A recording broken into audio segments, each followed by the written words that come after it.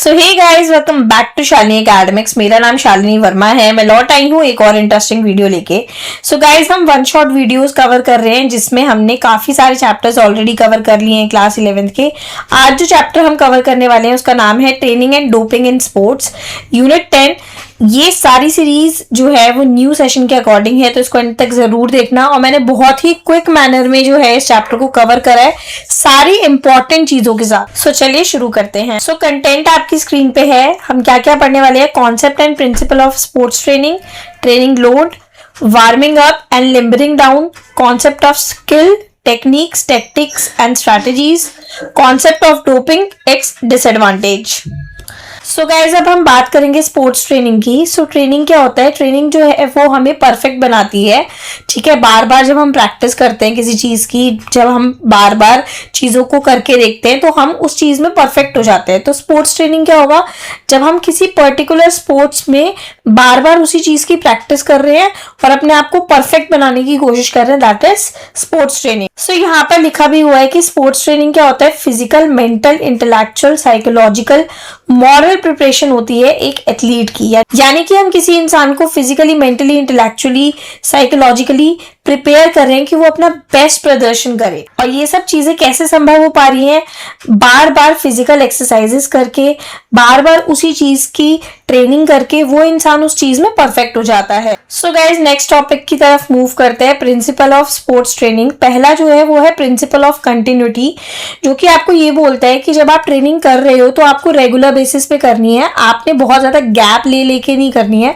अगर आप गैप ले लेके करते हैं तो आपकी ट्रेनिंग उस तरीके से उतनी बेहतर नहीं होती है। तो आपने जो है वो रेगुलरिटी रखनी है अपनी ट्रेनिंग करते समय, ताकि रिजल्ट भी बहुत अच्छे दिखे। सो फॉर एग्जाम्पल, अगर आप क्रिकेट खेल रहे हो तो ऐसा नहीं होना चाहिए कि फर्स्ट मंथ तो आपने रेगुलर रखा, उसके बाद 6 मंथ का गैप ले लिया, फिर रेगुलर रखा।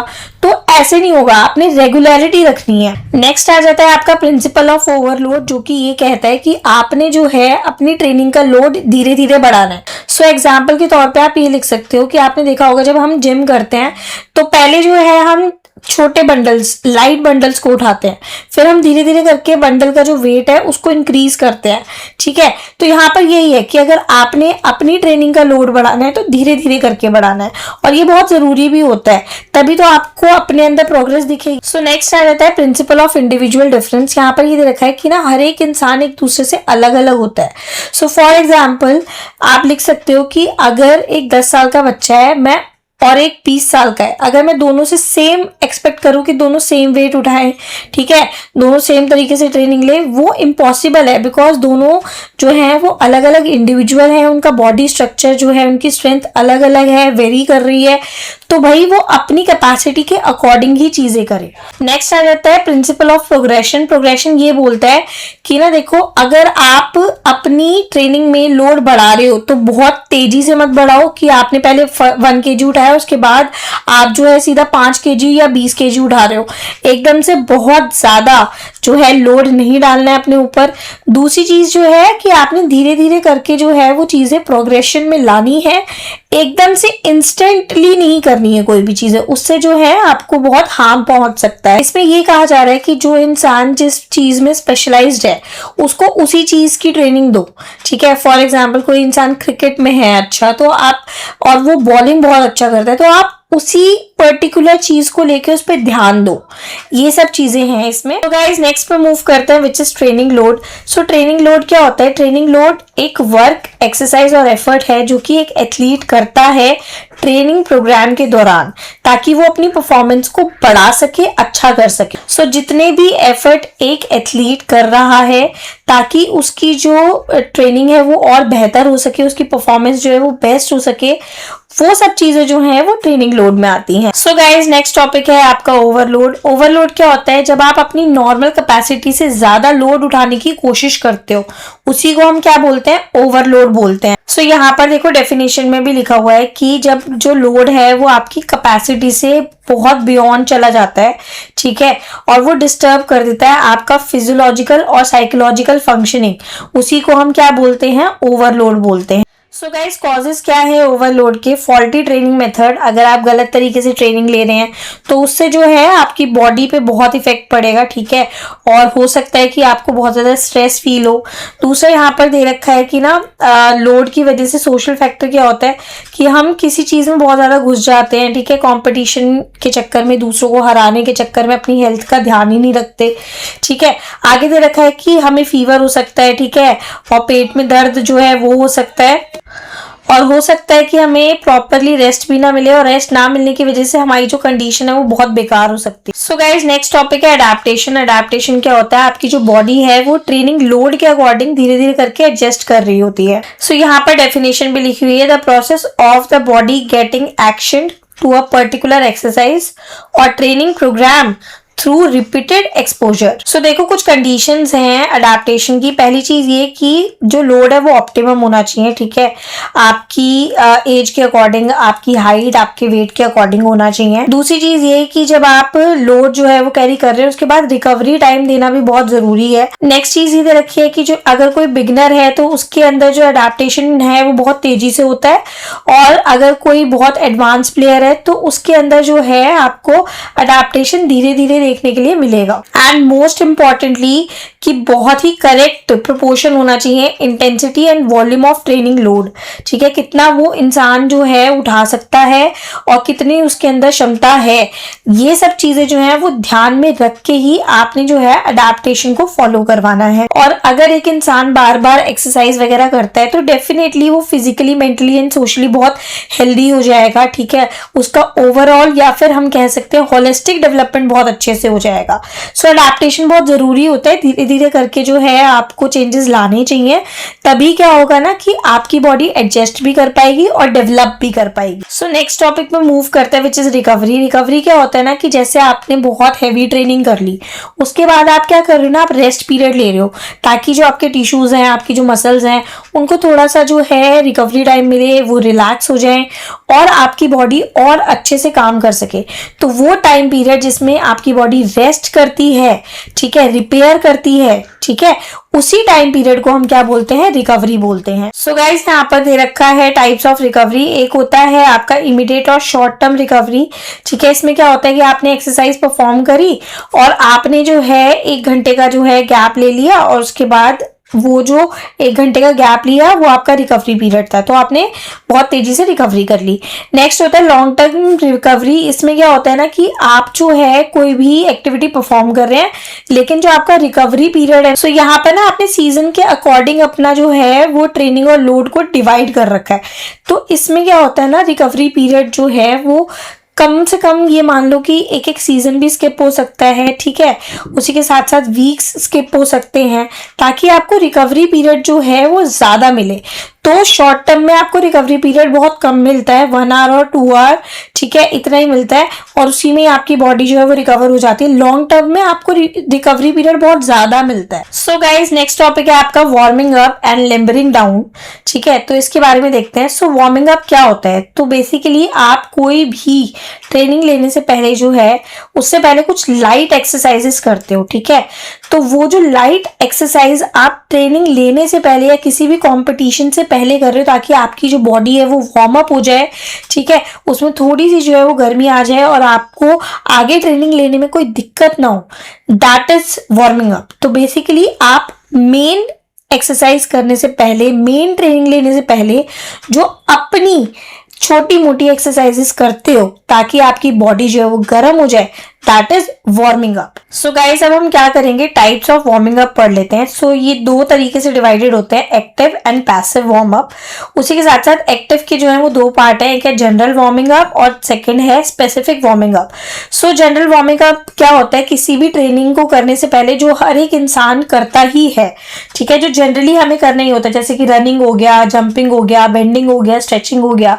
इससे क्या होता है, हमारी फ्लेक्सिबिलिटी इंक्रीज होती है, ठीक है, हमारी जो मसल टोन है वो बेहतर हो जाती है। एंड ये वेरी करता है इंडिविजुअल के अकॉर्डिंग कि किस इंसान की कितनी क्षमता है, वो उसके अकॉर्डिंग जो है जनरल वार्म अप करता है, ठीक है। सो गाइज नेक्स्ट आ जाता है स्पेसिफिक वार्मिंग अप। तो बेसिकली अगर आप एक पर्टिकुलर स्पोर्ट की ट्रेनिंग लेना चाहते हो, फॉर एग्जांपल आप हॉकी खेलना चाहते हो, तो हॉकी खेलने से पहले आपको क्या होगा ना, आपको ड्रिबलिंग करनी पड़ेगी, ठीक है।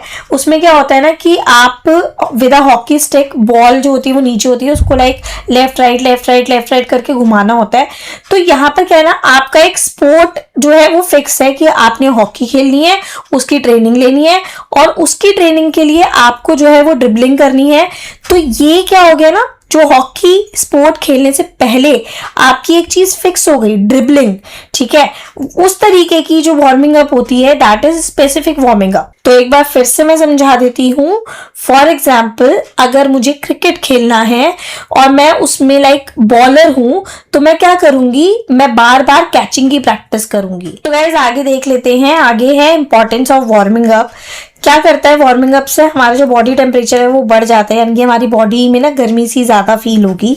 उसी के साथ साथ जो नर्व इम्पल्स की स्पीड है, यानी कि जो हमारी नर्व्स रिस्पॉन्स करती हैं वो बहुत तेजी से करेंगी, एंड ऑक्सीजन की सप्लाई बढ़ जाएगी, ठीक है। हमें चोट लगने से भी बच सकती है, फ्लेक्सिबिलिटी इंक्रीज हो जाएगी, हमारी स्ट्रेंथ और इंड्योरेंस अच्छी हो जाएगी, और हमारी परफॉर्मेंस भी अच्छी हो जाएगी। सो नेक्स्ट पे मूव करते हैं मेथड्स ऑफ वार्मिंग अप। सबसे पहला आ जाता है रनिंग एंड जॉगिंग। तो उसके कुछ पॉइंट्स हैं जो मैंने यहाँ पर लिखे हैं।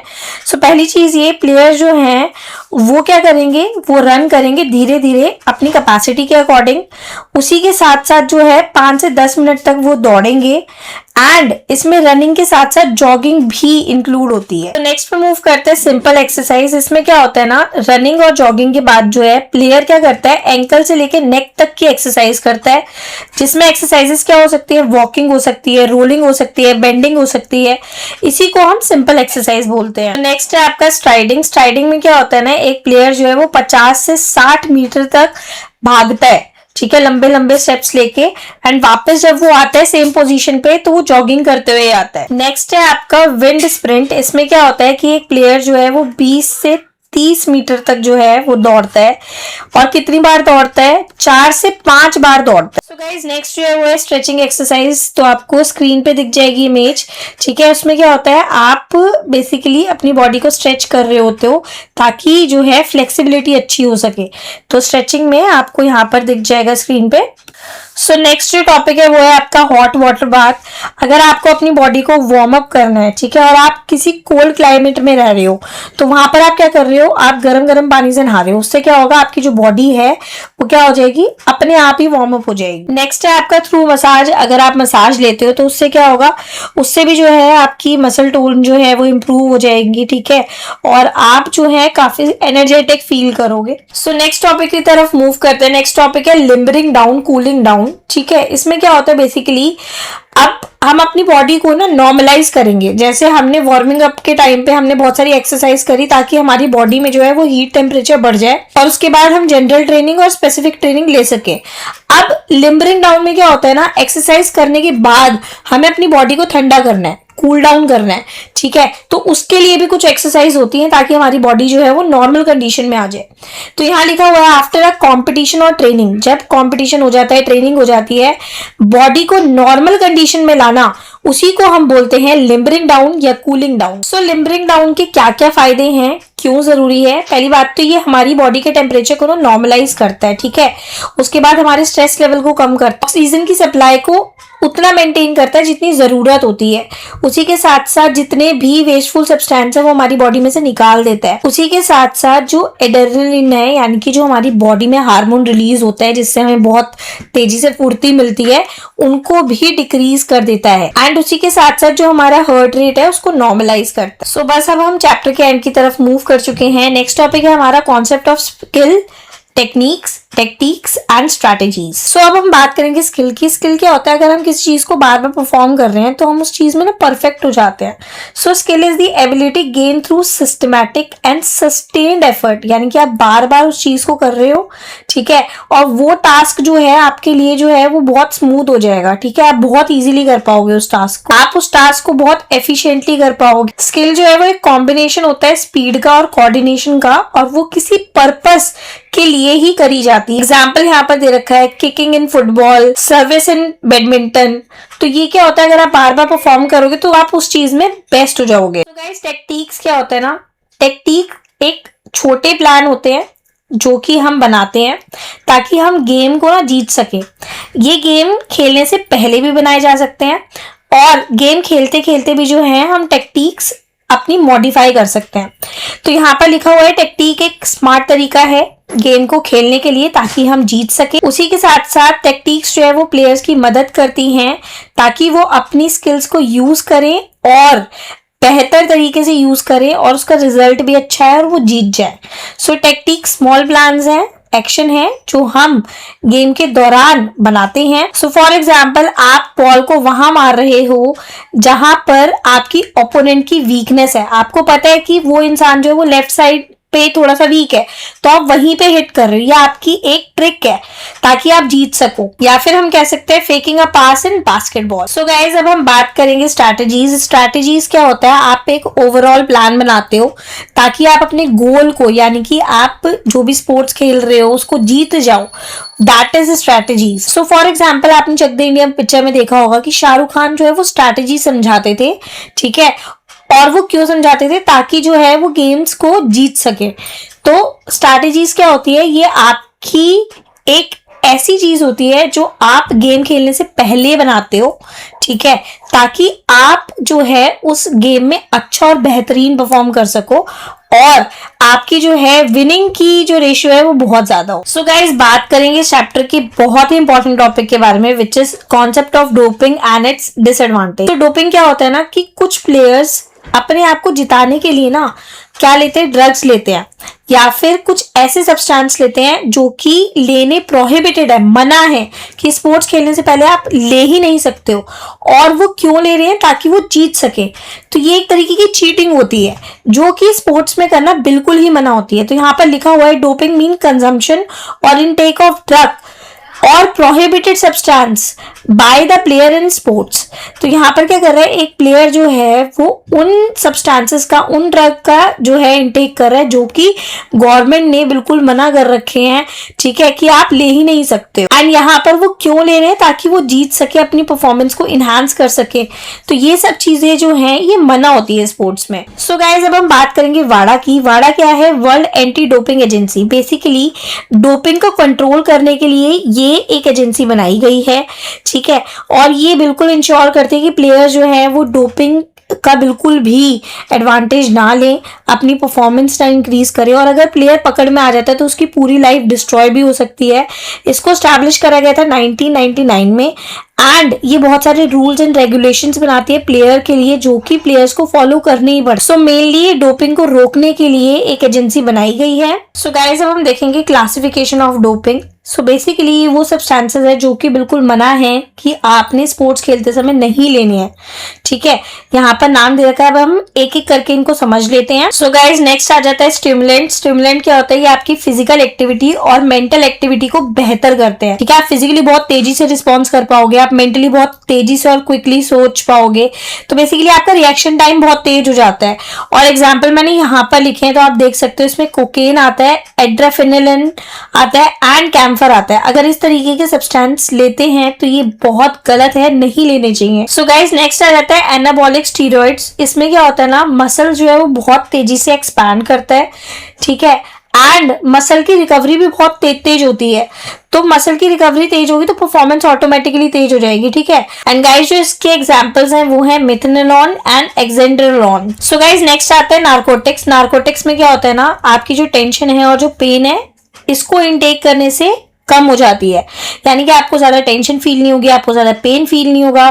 और इसमें सबसे बड़ा एग्जांपल है हीरोइन। हीरोइन एक तरीके का नार्कोटिक ड्रग है जिसको लेने से टेंशन और पेन कम हो जाता है। सो गाइस नेक्स्ट आ जाता है डायरेटिक्स। इसमें क्या होता है ना, बेसिकली आपका जो बॉडी फैट है बहुत तेजी से गिरता है एंड जो आपकी बॉडी में पानी है उसका अमाउंट ये कम कर देता है, ठीक है। इसके एग्जांपल है यहाँ पर dextran and diuretics. So guys next है पेप्टाइड हार्मोन। ये क्या करता है ना, ये आपकी बॉडी में आरबीसी यानी कि रेड ब्लड सेल्स को जो है वो बढ़ा देता है। इसकी वजह से जो ब्लड में ऑक्सीडाइजेशन है बहुत तेजी से होती है। Erythropoietin and insulin. नेक्स्ट है आपका बीटा 2 एग्नोस्टिक। इसमें क्या होता है ना, आपकी जो ब्रीदिंग है वो बहुत ही ज्यादा इंप्रूव हो जाती है और जो रिकवरी टाइम है वो बहुत कम हो जाता है। बेसिकली आपकी बॉडी बहुत तेजी से रिकवर कर लेती है। नेक्स्ट है आपका बीटा ब्लॉकर। इसमें जो वाइब्रेशन होती है बॉडी की वो जो है कंट्रोल में आ जाती है। सो मेनली जो आर्चरी प्लेयर होते हैं, शूटर होते हैं, उनके जो लाइक हैंड है वो शेक ना करे तो वो लोग यूज करते हैं इसको।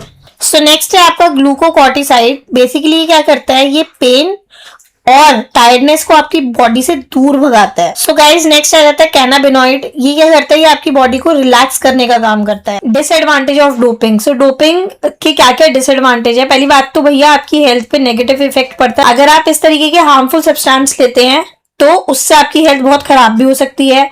प्लस स्पोर्ट्समैनशिप को जो है ये बिल्कुल कम कर देता है। सो डोपिंग जो लेते हैं वो बेसिकली एक अनफेयर तरीका अपना रहे हैं स्पोर्ट्स में। आगे से देखा है मेडिकल सुपरविजन, हो सकता है कि आप बहुत ज्यादा इनटेक कर ले तो फिर आपको बिल्कुल हॉस्पिटलाइज होना पड़े, आपको मेडिकल सुपरविजन के अंदर ही रहना पड़े। And last and most importantly, अगर यूथ ये लेते रहेंगे ना तो उनको हैबिट पड़ सकती है, ठीक है, इन ड्रग्स को लेने की, एंड जिससे उनकी बॉडी, पूरा करियर, पूरी जिंदगी जो है वो डिस्ट्रॉय भी हो सकती है। So this is it guys. I hope आपको ये चैप्टर समझ आया होगा। If you really like my videos और आपको समझ आता है और पसंद आती है तो आप जुड़ सकते हैं मेरे चैनल के साथ। आपको लाइक शेयर सब्सक्राइब करना है, नीचे दिए गए बेल बटन को प्रेस करना है ताकि मैं जैसे ही कोई भी इन्फॉर्मेशन डालूं उसका नोटिफिकेशन आपके पास पहुंच जाए। बाकी मैंने पूरी कोशिश करी है चैप्टर को काफी अच्छे से समझाने की। So thank you guys, thank you very much.